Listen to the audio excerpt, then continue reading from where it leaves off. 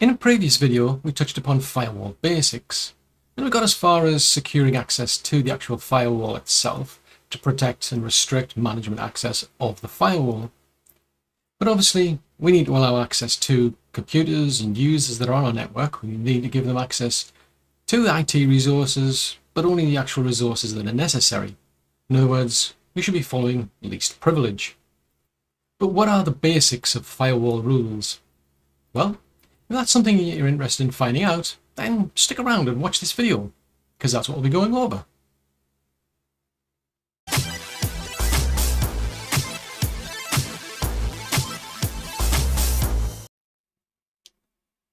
One of the biggest challenges of managing firewalls is looking after all of the firewall rules. In a typical day in the life of a firewall engineer, you'll usually be asked to allow access to some IT resource. Now, if that access already exists, not only are you going to be wasting your time if you just add a completely new rule, but at some point, all these additional rules as they keep getting added are just going to slow the actual firewall down. It's going to take longer for a user to get a response and to get access to resources. The CPU utilization of the firewall is going to start getting higher and higher. Now, fortunately, firewalls like pfSense here do actually make it easier to identify what firewall rules do what by allowing you to actually separate them out. We've got an option here to add a separator. With other firewalls, you might have options to add a remark, add a comment, and so on. But in this case, it's referenced as a separator. So that's what we're going to do, is we're going to break our rules down into sections. So I'm going to click that option there. I'm going to call this one allow firewall access. And because I'm going to allow access, and because I've got color options here, I'm going to color this one green. Click save, then drag it right to the top. I'll add another one, and that's going to be actually block the firewall access. Call that one red. Save that. Then drag that one to there.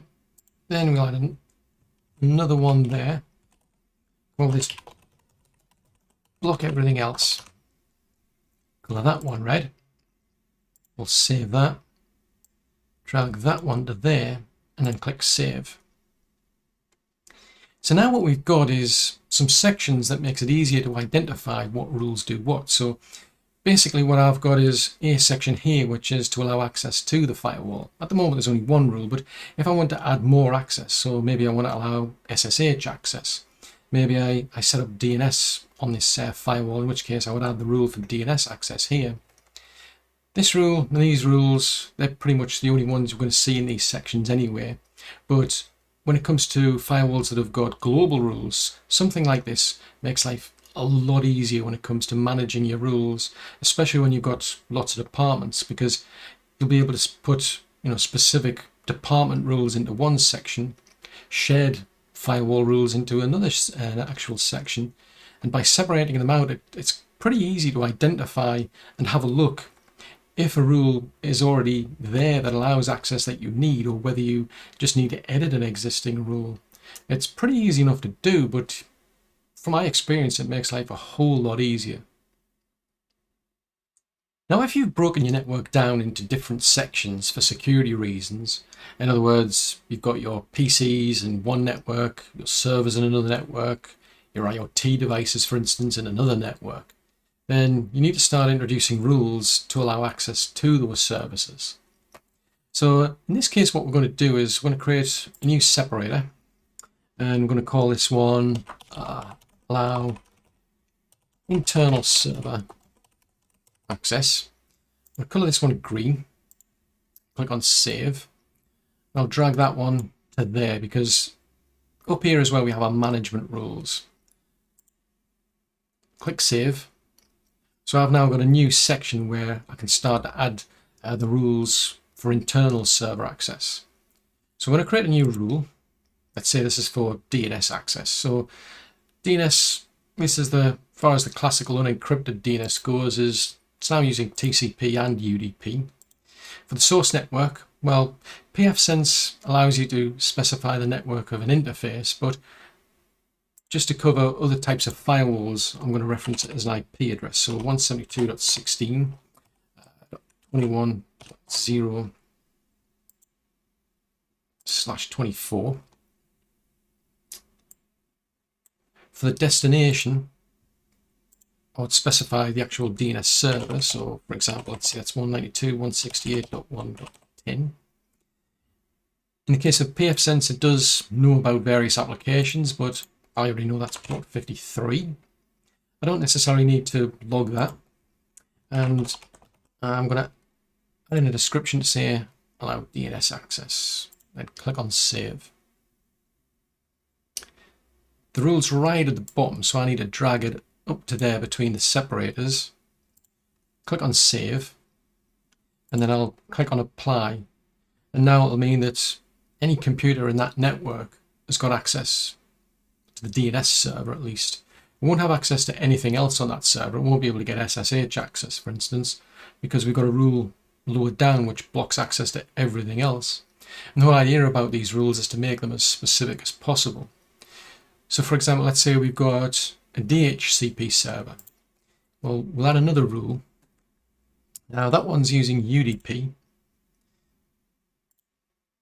Again, we need to specify the source. So 172.16.21.0 is going to be a /24 network. Now this is one of those rare protocols where we can actually specify a specific source port. So that source is the traffic on port 68. Destination is going to say 192.168.1.11. The destination port is 67. And I'm going to allow DHCP access. Click on save. And we'll drag that into that section as well. Click on save and then click on apply changes. So these are our internal access rules. The idea is that we've got our computer separated out for security reasons because we're trying to protect our servers, for example, from users that might be up to no good or computers that have been compromised. You want to protect your computers from IoT devices because really no idea what they get up to. So we have a specific section for our internal access. Now, one thing to point out when it comes to DHCP is that initially a computer does not have an IP address.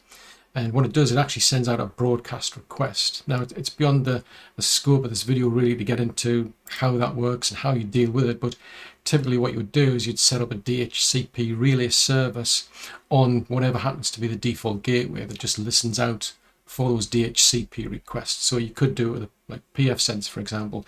You could do it on a layer 3 switch. It depends on what you've set up as your default gateway for the network. Now, I know in the case of pfSense, for example, if you configure the DHCP relay service on this interface, I don't have to actually set up a rule to allow that traffic through. It does it automatically. With other firewalls, you might have to allow that access, in which case you might have to introduce an additional rule up into this section to allow that DHCP relay service, in other words, access to port 53 from the broadcast network.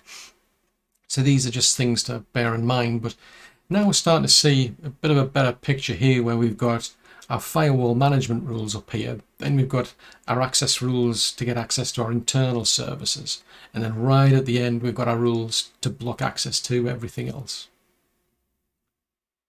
Now, it would be unusual to have a firewall which isn't providing access to the internet.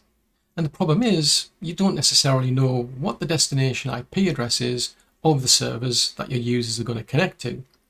So typically you'll set up a rule allowing access to any web server basically. And unless you've actually got a zone-based firewall, for instance, that can distinguish between internet servers and internal servers, that can cause problems, for instance. So I could accidentally introduce a rule on this firewall, for instance, allowing access to a service on the internet, which actually ends up allowing people to access a similar service on my internal computers when I never intended that to happen. So for that reason, similar to the way we've protected access to the management access for the firewall, we need to protect access to our internal servers from these future internet rules. So for that reason, I'm going to click add a separator, and I'm going to call this one block access to reserved IPs. We'll colour that one red. I'll drag it up to here. And then I'll click Save. Now, the reason I've done that is because at the moment, I've got one network, 192.168.1.0/24, which I'm using for the servers, but I could have other networks. I could add more networks as time goes by. So it actually makes sense to just block all access to all internal IP addresses, all private IP addresses that we could use either now or in the future. But while we're here, we may as well just block access to all reserved IPs. These are IPs that shouldn't be accessible over the internet. Sure, the ISP is probably going to drop access to those, but if we actually block access to them, it's a good way to flag up any suspicious activity going on within your network as well. Because if somebody's trying to get access to a network that doesn't exist, well, what's going on there? So for that reason, I'm going to create a new rule, set the action to block.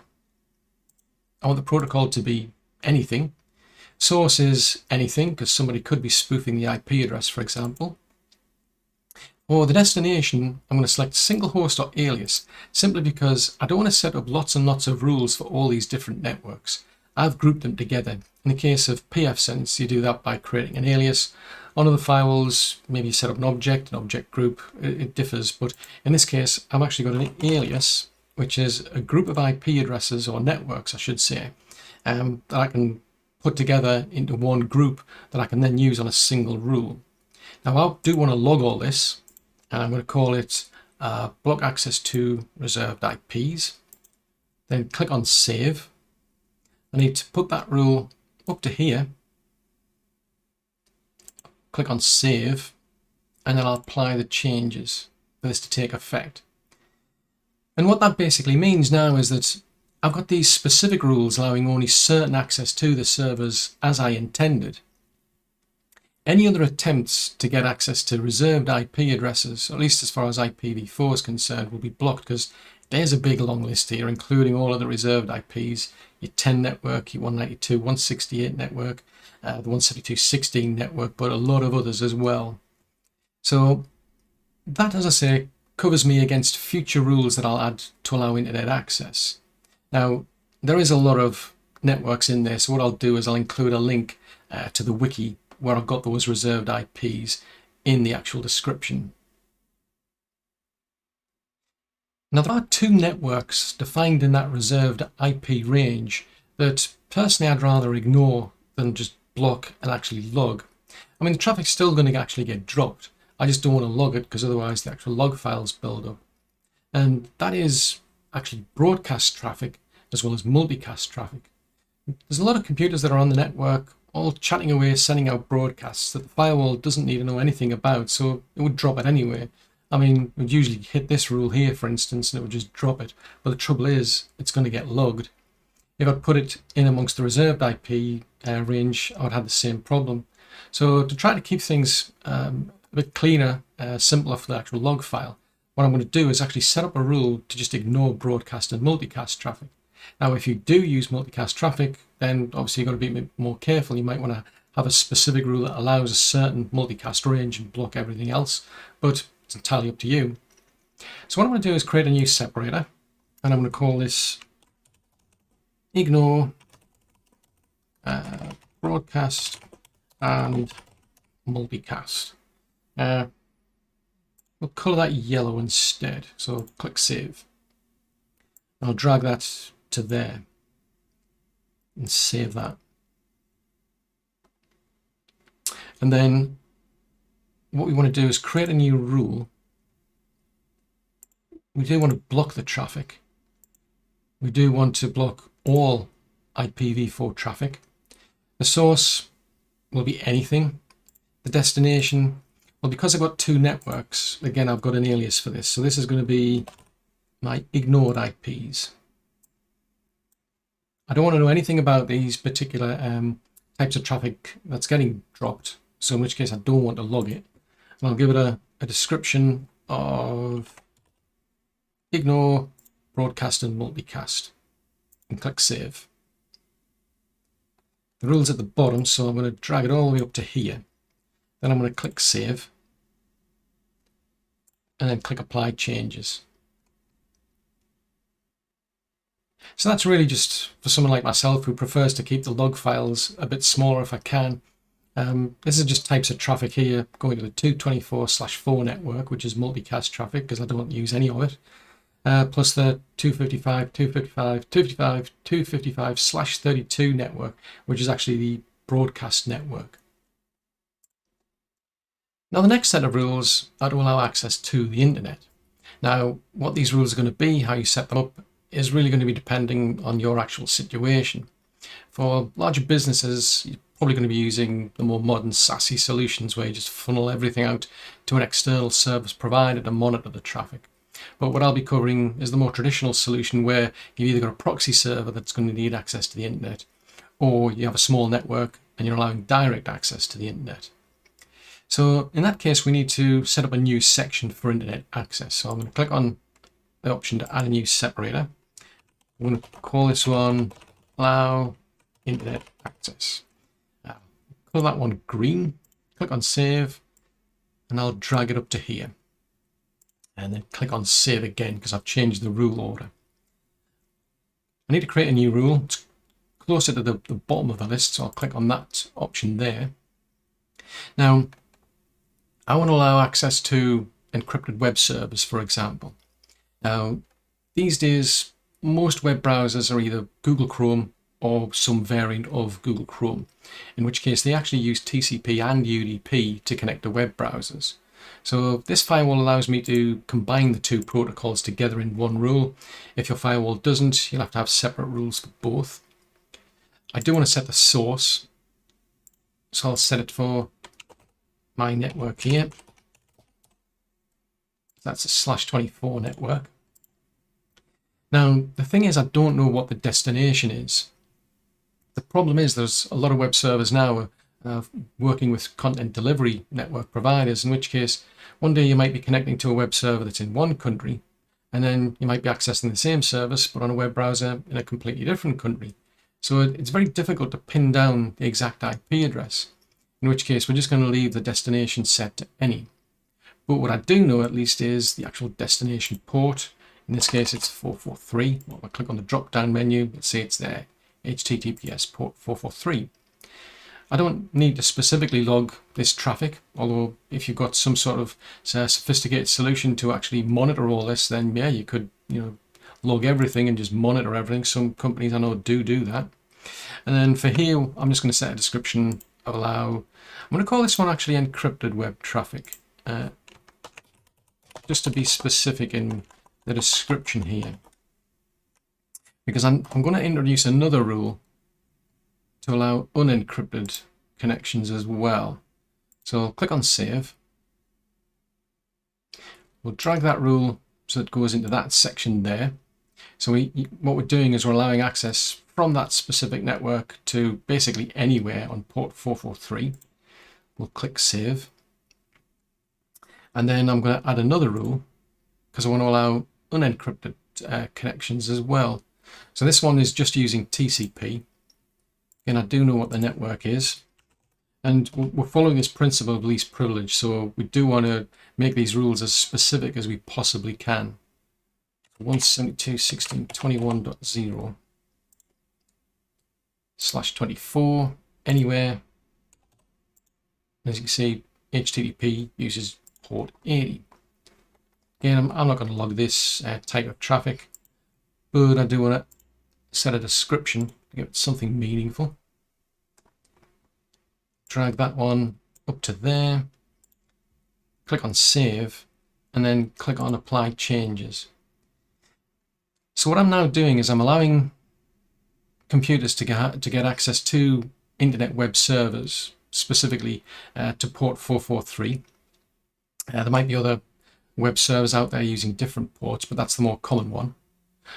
One of the reasons I'm actually using that one as well is because if you've got Linux computers, for example, they tend to do their software updates using HTTP. There was a big push to use encrypted web servers, but when you're talking about software updates, well, you're not exchanging sensitive information, you're downloading public information anyway. If you use encrypted connections, it puts more load on the servers. So this does actually make sense just to leave it as an HTTP unencrypted session, so I can see why they've done that. But that's just a basic set of rules. The key thing to point out is that these rules are allowing access to anything. And that's the reason why we've got rules higher up that block access to certain networks, or in this case specifically the firewall, because these rules are just so open. If I didn't have these blocking rules, these rules would be allowing access to other servers, even potentially the firewall here. And that's something I certainly don't want to do. I need to protect my own infrastructure and computers from our actual other computers. So there's a deliberate reason for having these blocking rules, as I've mentioned before. But that's just a very, very basic rule set. I mean, the other rules that you need to introduce depend on the applications you need access to, for example. And there's quite a lot of them out there that use all sorts of bizarre ports and what have you. They can be dynamic, they can be very specific, they can have a range. It really depends. You'll have to find out. One of the easiest ways to do that is just do a Google search, or you can go through the process of actually literally troubleshooting and going through the system logs. When you try to connect to something on the internet, have a look in the system logs, see what traffic's actually being blocked, and add a rule in to allow that traffic. What you don't want to do is introduce a rule here that just basically makes your life easier. You don't want to add a rule in here that just then allows access to anything, because it defeats the whole purpose of having these rules. These rules are deliberately there to trying to protect you from a computer being compromised, for example. Somebody trying to get data off the network, that sort of thing. Yes, they might go through the HTTPS protocol, that would make sense. In terms of a business though, hackers are well aware of the fact that usually a business will actually monitor this sort of traffic anyway, they'll inspect it. So you'll find that there are actually software out there that actually uses unused protocols, uncommon protocols, because typically a company might have a set of rules that just allow access to everything else. So by putting those rules in, we're basically making it more difficult at the very least for the type of software to actually function within our own network. But the good thing about this now is it's a pretty simple structure to follow. Once you've got these sort of sections in and these blocking rules in, it's just a matter of adding rules in where it's necessary to allow only the specific types of traffic that's necessary, and then the blocking rules will take care of everything else. Now, it's only just dawned on me that the rules at the end of this firewall rule set aren't actually behaving in the way that I actually intended them to do. That's because these rules were originally rules allowing access. The developers had set the firewall up in a way to be plug and play out the actual box. So the idea was allow access to anything from the LAN interface. The assumption was, well, we don't know what you need access to, so we're just going to give you access to anything, so it will work out of the box. They did go to the trouble of specifying the source, so at least on this type of firewall, which is interface based, it would have only allowed access from IP addresses of that network. So that's a step in the right direction in terms of IP spoofing, for example. The only trouble is I've turned these into blocking rules, and actually I don't want to specify the source. The source should actually be anything, especially if this had been a firewall that was a global rule firewall. So I do need to change these two rules here. So we're going to set the source to anything.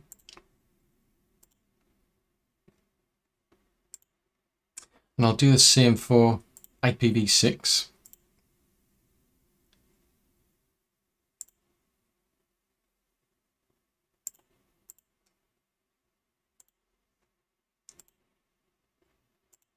So that gives me two rules which will block all other traffic. Doesn't matter what IP address you try to source your traffic from, even if you're going to be trying to do IP spoofing on this specific interface. These rules will now do what I intended them to do, which is to literally block all types of IPv4 and IPv6 traffic. Now the next thing to consider are the external firewall rules. In other words, this firewall is touching the internet. It has an external interface, and we need to decide what traffic we're going to allow from the internet to our own computers. Now, if we're not going to host anything on the internet, then really in the case of these rules, we don't need to go any further, or at least if this was an actual global rule firewall, because right at the end, we've now got two rules which are blocking access for IPv4 and IPv6. Doesn't matter where the traffic's coming from, doesn't matter where the traffic's going to, it'll just get dropped. But in the case of a firewall like pfSense, it's actually running with interface rules. Each interface has its own set of rules, in which case I need to go over to the WAN interface. Now, out of the box, it doesn't have any rules on this interface, and technically that's it. It would work perfectly fine because, like the message says, unless I add rules to this interface, traffic's just going to get dropped anyway, and that's because it operates with what are called implicit denial rules.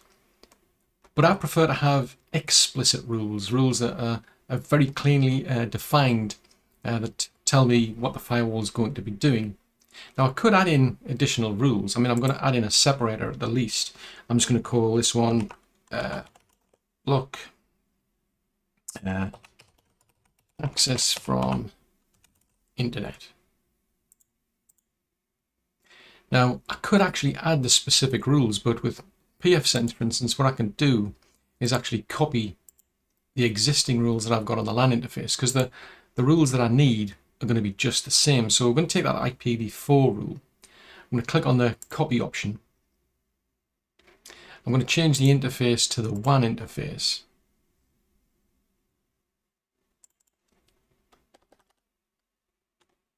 And I'll just call that default block to any rule.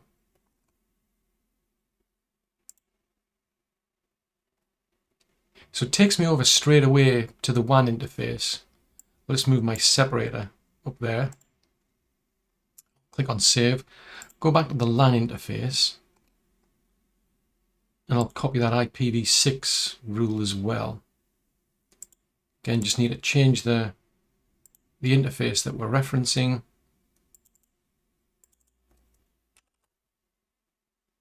Click on save. And then I can just apply those changes. So in principle, it's just the same as what was going on before.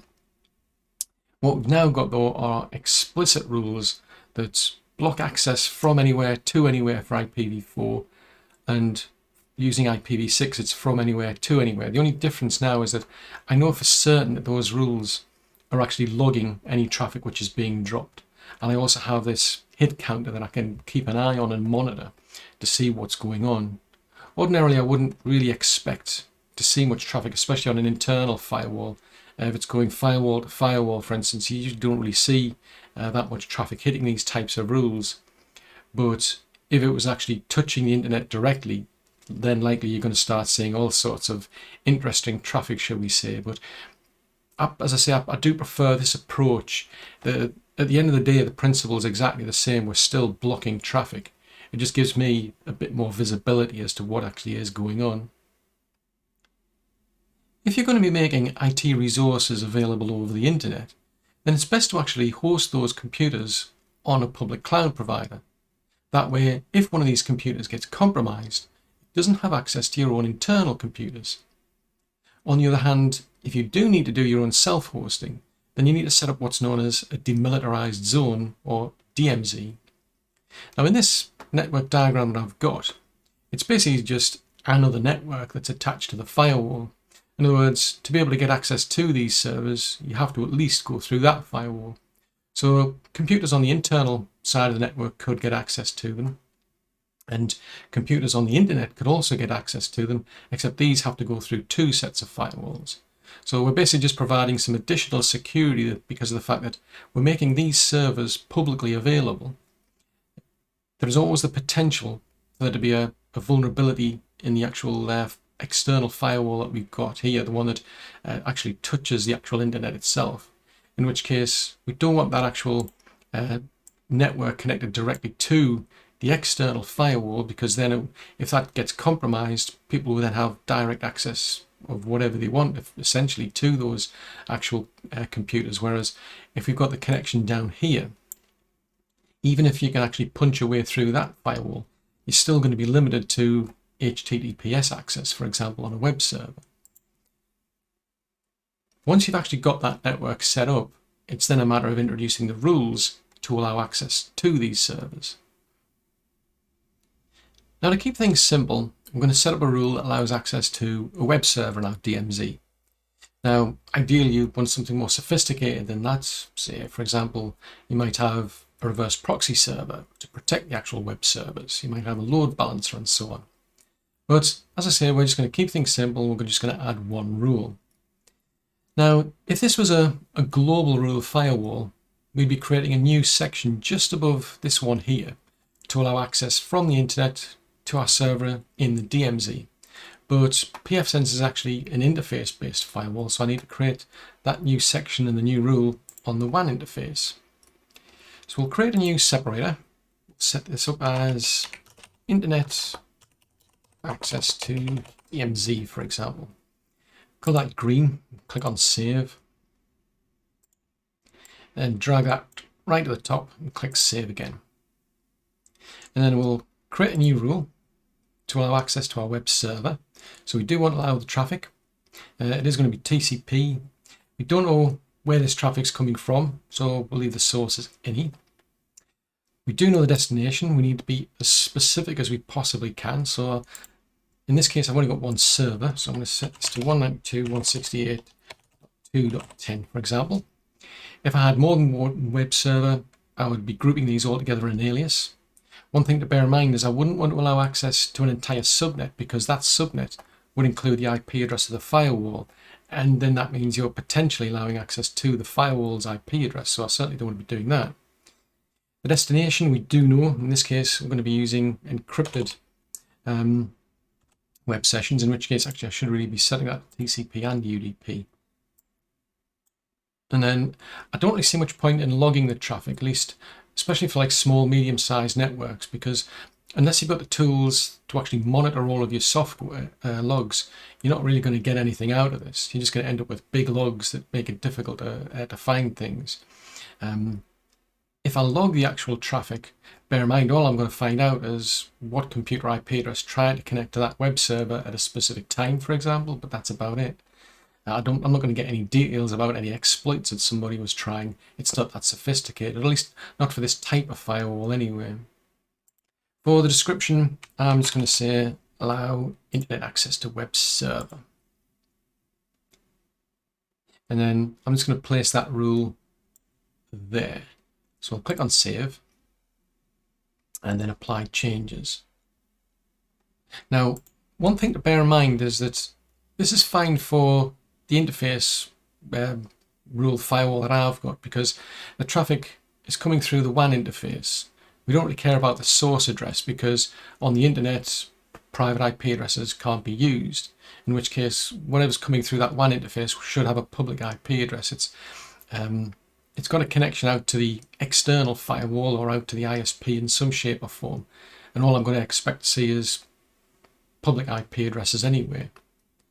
If this was a global rule firewall, on the other hand, you might not actually want to allow access from your internal computers, in which case you'd want to, you'd have the rule down here, in which case you'd actually want to have another rule above this rule which blocks access from private IP addresses, for example, if you don't want your users to get access to this specific computer.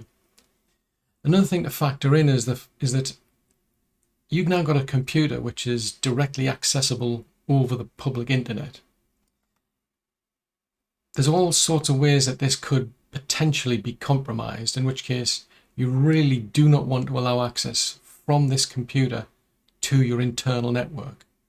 If it's a web server and it needs access to specific data, either have the data on the web server or have the actual data on a server in either the same DMZ or maybe another DMZ if you want to be more protective of that data. You certainly don't want to be giving this computer access to an internal database, because if somebody compromises this, then whatever access you're giving through that firewall from this computer to an internal computer could itself then be exploited, and then that server could then be used as a jumping point to other computers in your internal network. That's why it's really better to actually host this sort of stuff on an actual cloud server, because that way they don't touch your internal network at all. You don't run the risk of introducing a firewall rule here, for example, that accidentally gives somebody access to your internal network directly from the internet anyway. Having said that, bear in mind that we're using private IP addresses.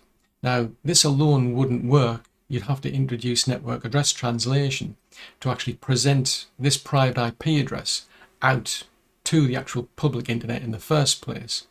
That is beyond the scope of this video. This video is more about setting up the basics of firewall rules. So that's something to bear in mind, is that this is an internal firewall. So I'd be more inclined to actually configure the network address translation on the actual external firewall anyway. If you just had one firewall, you'd be doing all that work here. You'd have to make it possible for somebody to connect to a specific public IP address that you're in control of, and then you then forward that traffic down to the server's IP address through network address translation. So that's something else to bear in mind, because as I say, you can't actually connect to a private IP address over the internet. You can't source your traffic from one. You can't send traffic to one. It just gets dropped anyway. But these are all things you need to factor in. But what we've got here is just a very basic rule to allow access to a web server. Well, now that we've gone over the basics of setting up firewall rules for our internal firewall, what about the external firewall? Well, actually, we're just basically going to replicate whatever we've done on this firewall to this firewall. The only difference is we're not going to have internal rules. In other words, rules that allow access from our PCs, for example, over to our servers. It's not necessary, because that traffic from the PCs would hit this firewall and then go straight to the servers. It would never go up to here, so there's no point including them. So as far as this firewall is concerned, we'd have the same set of external rules that this firewall has. So in this case, we'll have a rule that allows web access from the internet to this server in our DMZ, and then we'll have a set of rules that just block everything else. For the rules that go outbound, in other words, for the rules that are internal to this firewall, we'll have a set of rules for managing the actual firewall itself. So typically from this actual set of computers, so they'll be the same as what we've configured on that firewall. They'll then be followed by a series of rules to allow access to the internet. So again, just the same as this firewall. And then a series of rules to block everything else. So as I say, it's basically just a case of replicating what you've got here to here. The only thing to bear in mind is that in most networks, we're still operating with IPv4. There's not enough IP addressing to go around, in which case you'd have to do network address translation. That means you either have to translate traffic as it's coming from the internet to be able to reach your DMZ server, or you have to translate traffic as it leaves your network out to the internet. Now, with a firewall like pfSense, it automatically has a built-in rule that just translates any private IP address that goes out to whatever IP address is configured on your actual external interface anyway, so you normally don't have to worry about getting access to the internet. It's all automatic. Other firewalls, this is something you'd have to set up. And the problem is, different firewalls do it in different ways, so I can't really cover it in a video like this one. But these are things to bear in mind, is that you have to factor in that network address translation in order to be able to connect to the internet or allow access from the internet. Now, the final thing that we're going to touch upon is how firewalls function. And that's because it's not actually unusual to see rules being added to firewalls that aren't necessary. And the trouble is, these types of rules can actually pose a security risk. So what we've been doing is to create rules that allow access to things, but we haven't got rules that allow access from things. And you might actually be thinking, well, in that case, if I've got a PC and it's connecting to a web server on the internet, I mean, we'll have a look at our firewall here. Go to the LAN interface here. You can see I've got a rule that allows access for web traffic, for example. If I go back to my WAN interface, there's nothing in here allowing access back from the server. We're allowing the traffic out, but we're not allowing the traffic back. I mean, we've just got two rules at the end, essentially. That rule doesn't apply. It's only allow access specifically to our own web server. We've then got only these rules left, which will block everything coming from the internet. But we don't actually need to allow access from the actual web server, because the firewall takes care of that. And the reason being is that most firewalls are stateful firewalls, What they do is they keep track of communications, and they actually dynamically create rules as and when needed. So, for example, this PC needs access to a web server on the internet. It sends a request to the firewall. The firewall has a look at its rule set, and in our case, it finds a match which says, yes, you can have access to any web server on the internet. What the firewall then does is it allows the traffic through out to the internet, but it then creates a dynamic rule to specifically allow that web server to send its response back to this specific PC that initiated the request in the first place. So we don't need to create a rule to allow access from the web server to the PC, only from the PC to the web server. So that's something to bear in mind. All of this is taken care of for us. Now, having said that, do bear in mind that in order to preserve resources, the firewall can only handle so many connections. And so what actually happens is that, let's say we've got the TCP protocol being used. The way that works is that the PC and the server are having a conversation. Ideally, at some point, they'll agree to end the conversation.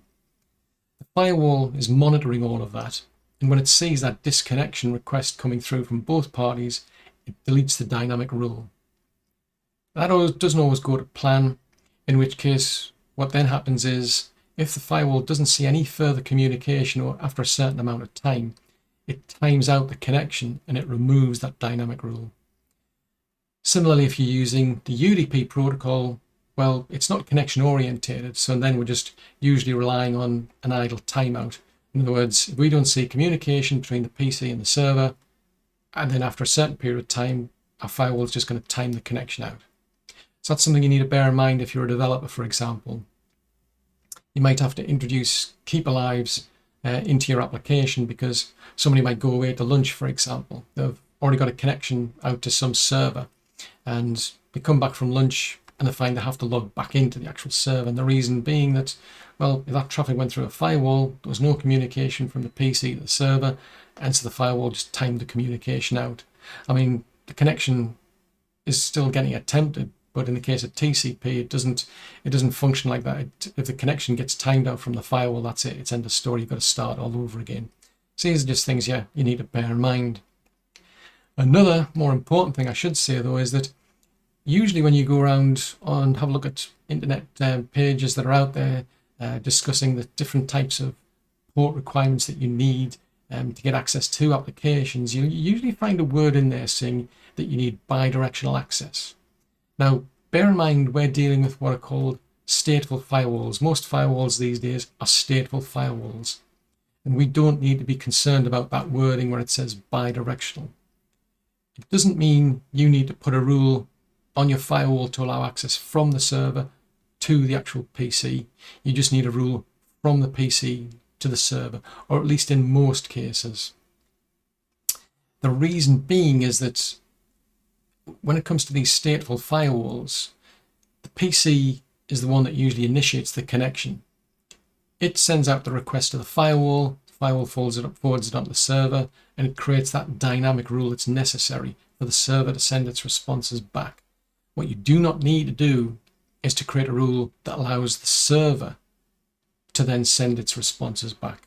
The firewall is doing that for you anyway. Unless there's a specific requirement for the application where the server needs to initiate the actual connection, you do not need that extra rule, that rule that specifically allows connectivity from the server to the PC. The problem you would have, for example, let's say this is a web server. So we set up a rule allowing access from this PC to this server on port 443. If we need to create a return rule, we'd be allowing access from port 443 to basically any port on this computer from probably about 1024 upwards. You could be running all sorts of applications on this actual computer that would listen to that request. And this is a dynamic firewall. So if this server gets compromised in some format, somebody could actually start off a connection from port 443 to some random port to some specific application using one of those higher level ports and actually take advantage and get control of the PC, for example. There might be some remote access software, for instance, that uses these higher level ports. So these are things to bear in mind when you're looking at those requirements for firewall rules. Just because it says bi-directional doesn't necessarily mean you need to create a rule that allows access from the PC to the server and from the server to the PC, unless there's a specific requirement that says the server needs to initiate the request. Then you just need to set up a rule that allows access from the PC to the server. The firewall will take care of the rest. Well, thanks for making it to the end of this video. I really do hope you found it useful. If so, then do click the like button and share, as that'll help get the video out to more people who might find it useful as well. If you've got any comments or suggestions, please post those in the comments section below. And if you're new to the channel and you'd like to see more content like this, then yes, do subscribe. Just remember to set the bell icon to actually send you notifications when new content gets released, although I also post to Twitter as well as Facebook. If you'd like to help the channel and support it, you can actually make contributions through PayPal and Buy Me a Coffee. I've also got links to Patreon, and there's also the join membership option for YouTube itself. Patreon and YouTube members do have the option to actually benefit from early access as well. But above all, many thanks for watching this video. I'll see you in the next one.